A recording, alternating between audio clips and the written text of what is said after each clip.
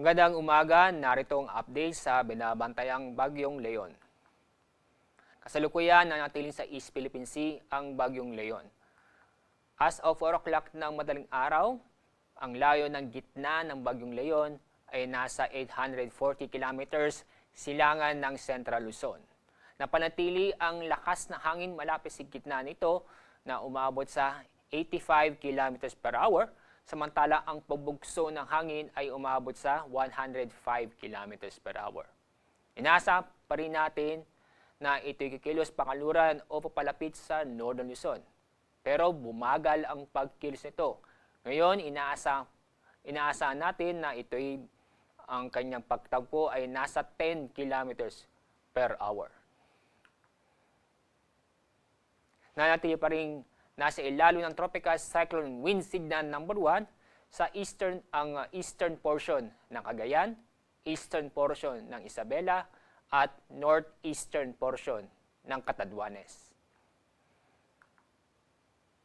Base sa ating forecast track, posibleng lalapit sa Batanes area pagdating ng Miyerkules at sa Huwebes. Sa araw ng Biyernes, maaaring mag-landfall ang gitna o sentro ng Bagyong Leon sa Taiwan. Inaasahan pa rin natin na ito'y lalakas ang Bagyong Leon dahil dahil nasa dagat ang Bagyong Leon. Maaaring ngayong hapon ay lalakas ito at magiging severe tropical storm category. Ngayong araw, may inaasahan na paminsan-minsan o pagbukso ng malalakas na hangin sa Batangas, ganoon din sa malaking bahagi ng Mimaropa, malaking bahagi ng Bicol Region, buong Visayas, malaking bahagi ng Northern Mindanao, at malaking bahagi ng Caraga Region. Kasalukuyan, itong extension area ng bagyo o tinatawag nating trough ay umaabot o naapektuhan ang kalurang bahagi ng Southern Luzon, buong Visayas at Mindanao. Dahil dito, makakaasa ng mga kalat-kalat na pag-ulan at thunderstorms sa mga nabanggit na lugar. Sa ngayon, wala po tayo nakikitang matitindi o malalakas na pag-ulan.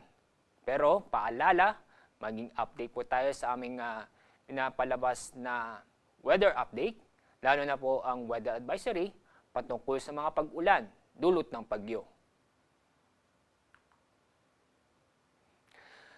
Sa ating lagay ng ating babayang dagat, aabot ng halos 5 metro ang buong seaboard ng Batanes.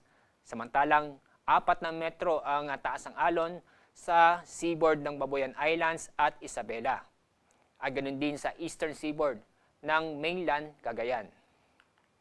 Aabot ng 3 metro ang taas ng alon sa buong seaboard ng Northern Aurora at Camarines Norte, nalabing bahagi ng seaboard ng mainland Cagayan, northern at eastern seaboard ng Polillo Island, Camarines Sur at Catanduanes.